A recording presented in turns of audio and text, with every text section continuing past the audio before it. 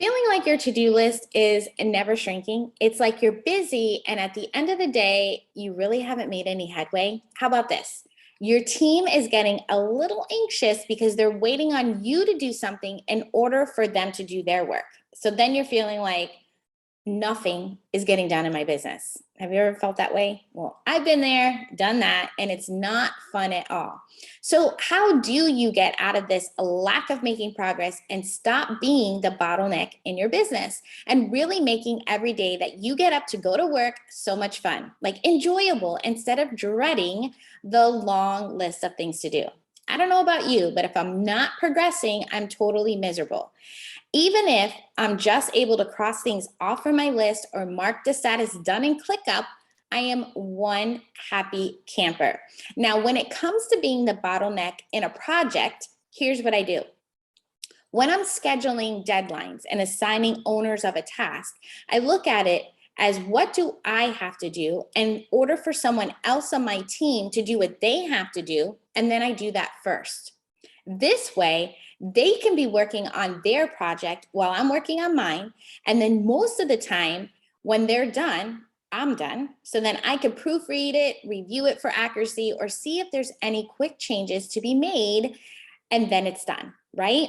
See how that's different if your team is waiting for you to do all your stuff and then their timeline to accomplish their task is shortened. And that's when mistakes are made.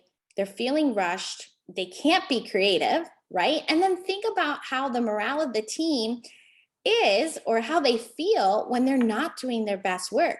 They want to do a great job for you, and they definitely want to do a great job for the people you serve. And so don't take that from them. Also, I really work at setting up projects and deadlines with plenty of time to get her done. And you're probably like, oh my God, Michelle must be one of these type A people. Yes, I am. And even if you're not, there are ways that you can do this, or have somebody else on your team that can help you out and kind of schedule these things.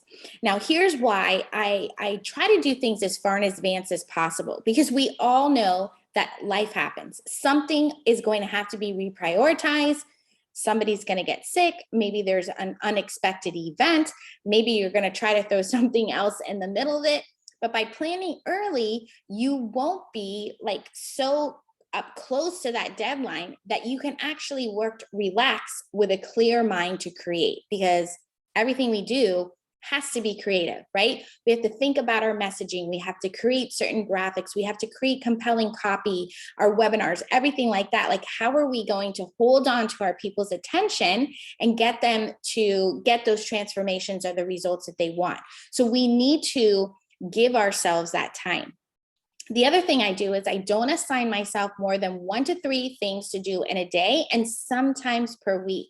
And I say 1 to 3 things because, and sometimes it's 1 to 5, to be honest, because it all depends on the task. There are some tasks that take an hour, and then there's others that take 8. So don't overbook yourself. And although I usually get more done than most, I later find myself at the point of burnout. So now what I do is I pace myself. And you may even be asking, like, how does she know she gets more done than most? Well, it's because I track my time. This is something that I did with my mother in the mortgage business. So it's been like, I guess, for 30 years. And we would do this all the time. So it's either our team, like everybody in the office would do this. So I suggest that you and your team do this. And you can decide how often you want to do it, whether it be seasonally. Like for us in the mortgage business, it was a lot of times of, okay, we would, I don't know, be seeing like maybe it's a new year, maybe new policies came out. So what is changing in your business that you need to start tracking, right? So I suggest that you track for a minimum of a week, but I always suggest you do up to a month. And yes, up to a month, it might seem like, what? Yes, definitely take the time and make sure that everyone is super disciplined in logging their time.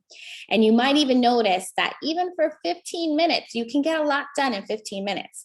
So if your business has, and the reason why I say up to a month, your business is going to have different tasks throughout the month. And it's important to track how long it takes to do each task. So for us, there's things that we do, let's say, every morning. There's things that we do once a week, and there's things that we do once a month. Those are certain routines that we do, right? When we set up campaigns, those are all the time. So maybe if I pick a week that we don't really have anybody launching or any new campaign setting up, well, that's not going to be a fair judgment of the time. Get where I'm coming from? Now, the reason why I manage time and I track it all is for a few reasons. One is to make sure how much time is going on. So then I know if I'm pricing my services right? Am I thinking that it's taking me 2 hours to do something? Let's just say, I don't know, a monthly report. Let's say I'm thinking it's taking us like a half hour, but maybe it's taking us an hour and a half to gather all that data. Okay. So then I'm like, well, wait a minute. If I start adding the weekly reports to our calls to this and that, then I'm like, I might have to increase the cost per service because I'm not as profitable as I thought it was. Right. Then I also see like, where is my team spending their time during the day?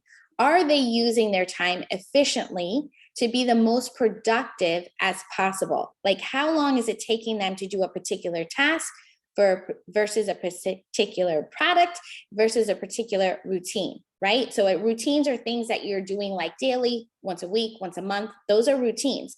And it's important to know how long, especially with the routines, because when you assign them a special project, right? Or you're doing a launch or you're doing a webinar, something like that, or a special task that you're asking them to do, it's like, okay, do they have enough time with all the things that you're giving them?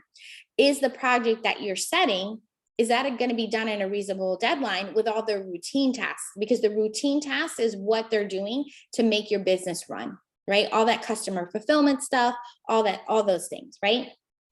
And then depending on how long it takes, I use it as a training tool. So you should definitely be tracking your time so you know how long it takes you to do something. So then when you go to assign a task to the team, you're like, okay, that should take them an hour and a half, right? Because if it takes you an hour, figure it'll take somebody else an hour, let's say an extra 30 minutes to an hour, right? Because you know how to do these things, you could probably do it in your sleep. But if they're learning something new, obviously you're going to give them a little bit more time because there's a learning curve. And then just, I don't know, you'll see how that rhythm flows. So then that way, if you're like, well, wait a minute, they've been spending 4 hours on this task that should really only take them an hour and a half. This is where you start to identify where the gap is, right? I'm all about the gap. So is this something where you might see them struggling through the process that you need to give more training, right? Maybe the direction that you gave them as a leader was not clear, right? So you really want to see this as a training opportunity to see how you can speed up their time in order for them to accomplish the task at a faster pace while still doing a great job. Now, one big thing that knocks a bunch of wasted time out is to have everything organized and easy to find. One of my pet peeves is when I can't find a doc or an image or whatever it is I'm looking for, and I spend literally 20 minutes trying to find it. I pride myself on being resourceful, so I'm never the girl that's like, I look in one place and then I'm like, hey, can you guys find, I literally spend the time to find this because I don't want to waste somebody else's time to tell me where it is or for them to go in and find it, right? So this is a huge pet peeve of mine. And I will tell you, when you do the time tracking, you're going to see oh, wait a minute. Wow, I was able to do a lot of things in this 15-minute chunk of time or in this 30-minute chunk of time. And you'll start noticing your own gaps of when you can get more things done. Or like I was saying, where the wasted time is. So is that 15 minutes being wasted on looking for something versus that 15 minutes doing an actual part of their routine, right? So we use Google Drive for everything. And I know some people use multiple platforms like Google Drive and Dropbox. And I'm like, wait a minute, how do you know where what is, right?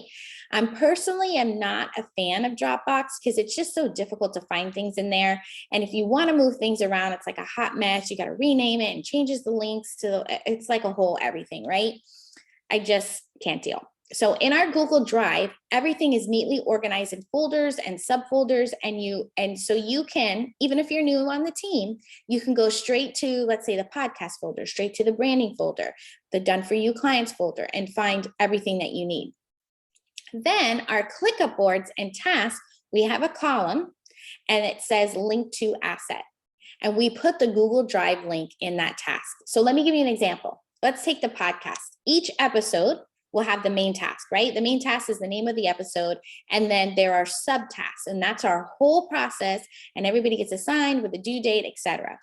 Then with that link to asset task, that will be, let's just say, on the subtask where it says create outline, that's where the Google Doc is for the episode. And then it's linked right there. This way, when it's time for me to come to record the episode, all I have to do is click on that link, pops up my notes, and I'm able to record. Versus 4+ clicks to get into the Google Drive, the podcast folder, then the subfolder, blah, blah, blah, right? I know it sounds crazy. However, it's totally awesome. You're like, oh my gosh, Michelle is way too crazy for me. But just imagine that for everything else that you do, how much time that will save you. It's all about it becoming a habit, right? It's all about, hey, I'm making my notes. Let me grab the link to this drive and pop it on over to the board. Just making sure the links are there. Now, when it comes to keeping all the conversations in one place, this is also something that ends up being a waste of time. And let me tell you how. I keep everything in that particular, all the conversation and that particular task in ClickUp. I know of businesses who use Slack and Monday or Slack and Asana, whatever. And it's like they have to go into one place to talk about it and then another place to assign the tasks, right? So think about it, you're spending all your time in 2 places, checking 2 notifications. And then when you go to work on that task in Monday, you're like, oh, wait a minute, what did she tell me to do? I can't remember this. So then you go back to Slack, you're researching through all the threads, trying to figure out, well, wait, where was that conversation? What exactly was the flow? Because if you don't reply in a thread, then it's like there might be conversations in between conversations, just not an efficient use of time, all right? So in ClickUp, each task is where the conversation happens. Same thing for the subtasks. It all goes into one place. So when someone goes into work on it, they know exactly what they need to do. They can read the conversation. They can ask any questions to get clarification. It's all in one place, nice and neatly organized. And think about it. When you're creating these systems, the idea is to use it again and again. So if someone were to come back, let's say 6 months, right? Now you've handed off the baton and now a new team member is doing that. They might have the same questions or they might need the same directions.